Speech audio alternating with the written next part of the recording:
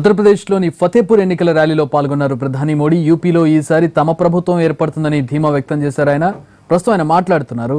Live చూద్దాం.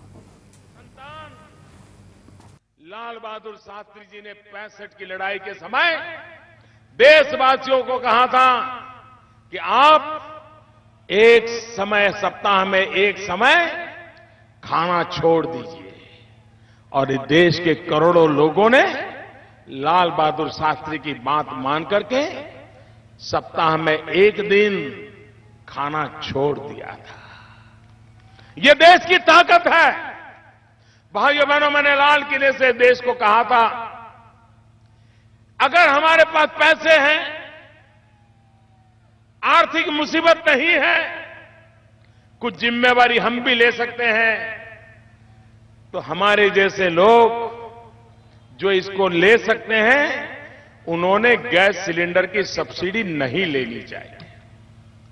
अमीर से अमीर व्यक्ति भी गैस सिलेंडर की सब्सिडी लेता था हमारे देश में। मैंने कहा, भाई गरीब को तो सब्सिडी जरूरत होती है, अमीर सब्सिडी क्यों एंजॉय कर रहा है? छोड़ना चाहिए। मैंने कोई कानून नहीं बनाया था, कोई डंडा नहीं चलाया था, कोई नोटिस नहीं भेजी थी, सिर्फ प्रार्थना की थी। भाइयों बहनों, मैं मेरे देशवासियों को प्रणाम करता हूं। करीब करीब 1.25 करोड़ लोगों ने अपने गैस सिलेंडर की सब्सिडी छोड़ दी। भाई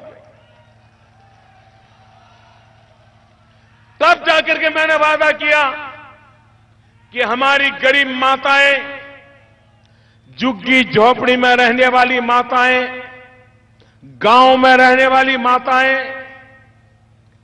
लकड़ी के चूल्हे से खाना पकाती है, लकड़ी के चूल्हे से खाना पकाती है। और जब एक मां लकड़ी के चूल्हा जला करके खाना पकाती है, एक दिन में उसके शरीर में 400 सिगारेट का धुआं जाता है उसके शरीर में। आप मुझे बताइए, अगर उस मां के शरीर में 400 सिगारेट का धुआं जाएगा तो उस मां की तबीयत का हाल क्या होगा? घर में छोटे छोटे बच्चे खेल रहे हैं, जब मां खाना पका रही है, उन बच्चों के शरीर में भी धुआं जाता है, उन बच्चों का क्या हाल होगा? भाइयों बहनों, गरीब का दर्द क्या होता है मैं भली भांति जानता हूं। मेरी मां जिंदगी भर लकड़ी का चूल्हा जला करके खाना पकाती थी। अपनी आंखों से देखा है वो कैसे गर्मी के दिनों में कठिनाई झेलते हुए हम बच्चों को खाना खिलाती थी। वो दर्द मैंने देखा था, महसूस करता था। प्रधानमंत्री बना, वो दर्द मुझे आज भी कुछ करने के लिए प्रेरणा देता है। और मैंने निर्णय किया कि आने वाले 3 साल में 5 करोड़ गरीब परिवारों के घर में मैं गैस का चूल्हा पहुंचाऊंगा, गैस का सिलेंडर पहुंचाऊंगा और मुफ्त में कनेक्शन दूंगा।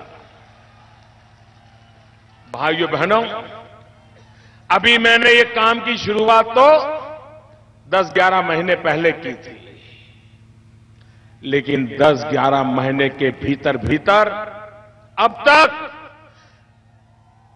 1.25 करोड़ से भी ज्यादा परिवारों में गैस का सिलेंडर, गैस का कनेक्शन पहुंच गया। लकड़ी का चूल्हा जलना बंद हो गया, धुएं से उस मां को मुक्ति मिल गई। भाइयों बहनों, काम किसको कहते हैं? वो मां के आशीर्वाद बोलते हैं, वो मां के आशीर्वाद बोलते हैं।